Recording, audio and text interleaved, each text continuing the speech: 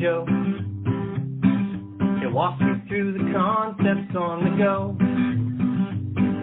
If there's any advice you've got, see the show. Cowboy Joe. Cowboy Joe. Howdy folks, this is Cowboy Joe here with a recapitulation of section C1.30, Organizing Data. And your goal by the end of this video lecture will be to interpret line graphs, bar graphs, and pie charts. How does providing different amounts of fertilizer affect the heights of plants? If we were to do this experiment, we could have 8 different plants. And all we'd have to do is put different fertilizer, different amounts of one fertilizer into each pot. So if we collected data on this, after a few months, the flowers grew, and we took a measuring stick and measured the height of all of them, we'd end up with this data.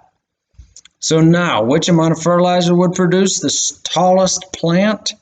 Well, looking at the data table, the tallest plant, 15, 21, 18, 12, 14, 19, 21. So the second plant, so it looks like 25. Looks like 25 grams. So what amount of fertilizer produced the smallest plants? The smallest number there looks like to be 12 in row 4. So plant number 4 produced the smallest with no fertilizer. But there's a better way to look at this. If we graphed it, we can get a better visual of what's going on. So to graph it, you want to put the independent variable on the x-axis, the thing that you manipulated, and that would be the amount of fertilizer. And what responded in a change with this experiment would be the height of the plant, and that would be the dependent variable. Then we can plot all our points. Once we get all our points plotted, we can easily see which one is the highest. The highest is above this 25, and we can see that the lowest is at 0 fertilizer, 0 grams of fertilizer. So it looks like it trends upward to a point and then trends back down. So that point of maximum height in the plant would be at 25 grams. Too much fertilizer looks like it doesn't do as good as just enough. And this is an example of line graphs, which are best used to show continuous change. Here's another example of a line graph. Now this line graph is pumping air into a tire. If we started pumping air into a tire, at the beginning, a lot of air would go in, and then at the end, since it's maxed out, we wouldn't be able to put as much in. But it is showing continuous data. At the beginning of time, we started pumping it in, and then later on, it's full. Here's another example of a line graph, continuous data like your age. What success looks like to you? Well, at the beginning of your life, success looks like not peeing in your pants. And then we can go into maybe having friends, and then having fun. And then finally, success is making money. So looking at the age, we could put a line graph since we have continuous data here. And as you get older, till about looks like around 37, we're going to be going uphill. Well, what happens after 37? We go from making money as being the objective, well, probably around 45 or so. We don't care anymore. We just want to have fun. And then we go back at about age 65. We just want to have friends. And then finally, at the end of our life, unfortunately, we end up at that same spot we started at. But there's another example of line graphs. If I asked you to make a graph of 5 students' heights, would a line graph be appropriate for this one? If we looked at it and got the data for 5 different students, we could see what the line graph would look like.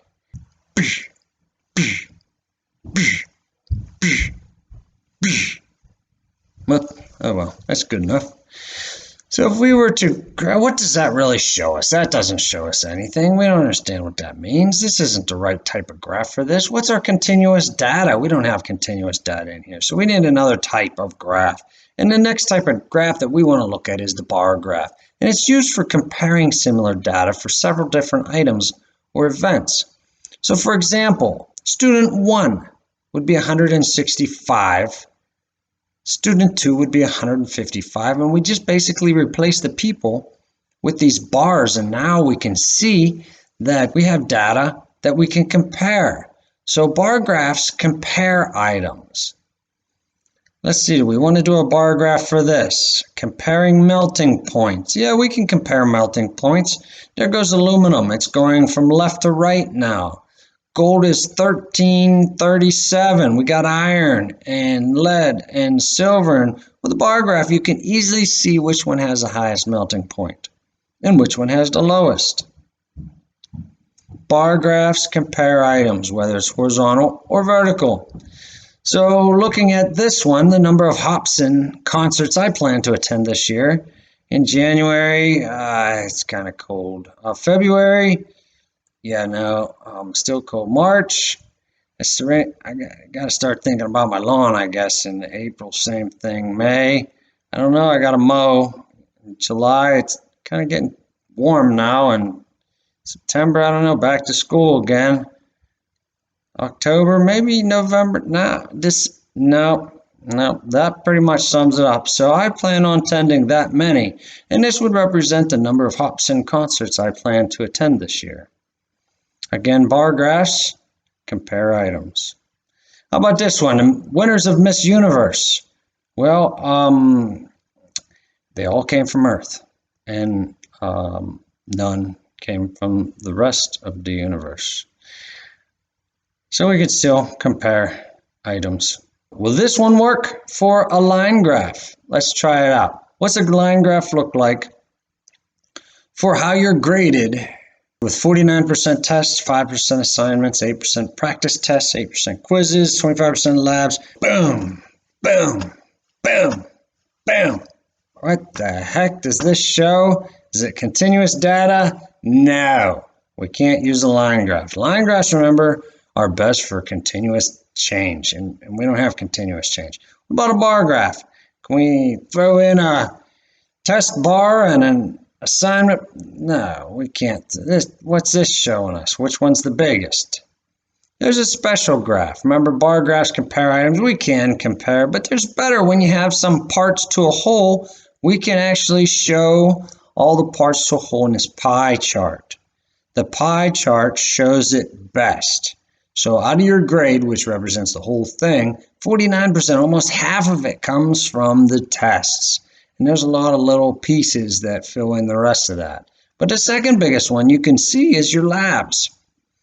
So data in a pie chart is displayed as a percent and shows parts of a whole. Okay, our next example, pie chart. Create a graph for the mass percent of calcium carbonate.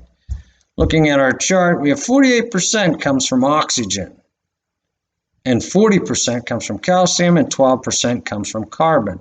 48% is almost half a circle, 48%. So if we measured that out, it would look like that. And then 40% will probably look like that amount.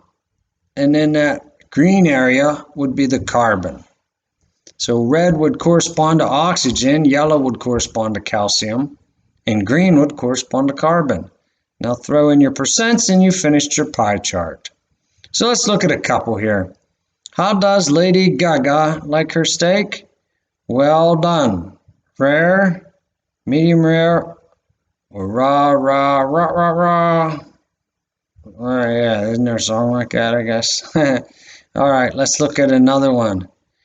The contents of a pop song. Let's see here. Any guesses what the most contents of a pop song is?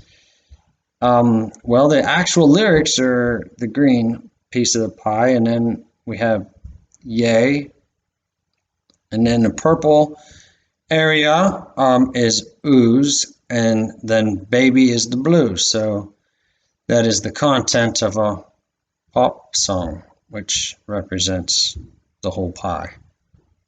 So that's it, folks. Remember, bar graphs compare items, line graphs are best for continuous change, and pie charts show parts of a whole. Until next time, Cowboy Joe out. Cowboy Joe. Cowboy Joe.